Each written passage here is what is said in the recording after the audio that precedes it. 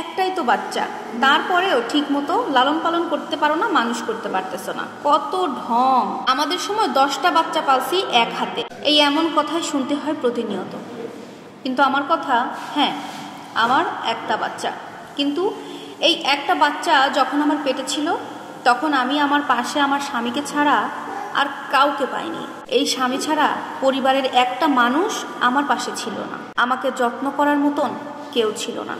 আমি জানতাম না প্রেগন্যান্সির সময়ে কিভাবে চলা উচিত, কি কি খাওয়া উচিত, কি খেলে পেটের বাচ্চা ভালো থাকবে, কি খেলে আমি সুস্থ থাকবো। বাবু ডেলিভারি হওয়ার সময় স্বামী ছাড়া একটা মানুষও ছিল না যে হসপিটালে থেকে আমার যত্ন নেবে।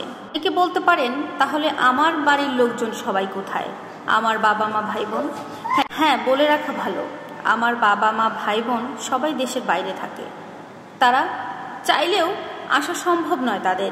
একটা সদ্যজাতক বাবু হওয়ার পরে একটা মুরব্বি লাগে যে কিনা বাচ্চাকে দেখে রাখতে পারবে, আমার যত্ন করতে পারবে, আমাকে দেখে শুনে রাখতে পারবে। কারণ সিজারের পরে একটা মানুষের পক্ষে কখনোই সম্ভব না, বা সেই ক্ষমতাই থাকে না যে তখন সে উঠে দৌড়ে বাচ্চা সামলাবে, নিজেকে সামলাবে, বা রান্না বান্না করে বা পরিবারের বাকি সদস্যদের সামলাবে।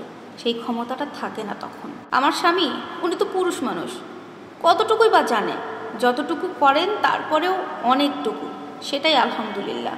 কিন্তু এই একটা মানুষ সদ্যজাতক বেবিকে সামলানো, সিজারিয়ান একটা রোগীকে সামলানো, রান্না বান্না সব কিছু তার পক্ষে সম্ভব না। কিন্তু যখনই নিজের ক্যারিয়ার ছেড়ে দিয়ে, সব কিছু ছেড়ে দিয়ে কষ্ট করে নিজের বাচ্চাকে একটু একটু বড় করে 8 মাসের বাচ্চা করে তুললাম, ঠিক তখন আত্মীয় স্বজনের কোনো অভাব দেখতে পেলাম না। তখন অনেকেই এসেছেন দাদি আর দাদা হতে। বাড়িতে আমি একটা কাজের লোকও রাখিনি, আগে ছিল, কিন্তু তারা একটাও কাজের না, বরং তাদেরকে দিয়ে কাজ করাতে গেলে আমাকে সারাক্ষণ ক্যাচর ক্যাচর করতে হতো, বিরক্ত লাগতো। তাই এখন আর কোনো কাজের লোক না রেখে নিজে হাতে নিজেই সংসারের যত্ন নিচ্ছি, পাশাপাশি আমার বেবিটার যত্ন নিচ্ছি, এর পাশাপাশি স্বামীর সেবাও করে যাচ্ছি। এই যে আপনারা যারা বলেন একটা বাচ্চাই সামলাইতে পারো না, কাজ করতে পারো না, রং ঢঙের শেষ নাই, আমরা নিজের হাতে 10টা করে বাচ্চা পালন করছি, তাদেরকে কথাগুলো বলছি। আপনারা 10টা বাচ্চা মানুষ করছেন, আপনাদের বাচ্চা ধরার জন্য 100 জন লোক থাকতো, আমার একজনও ছিল না। 17টা মাস যখন বাচ্চাকে নিয়ে একা একা কষ্ট করতে পেরেছি, ইনশাল্লাহ আগামীতেও করতে পারবো।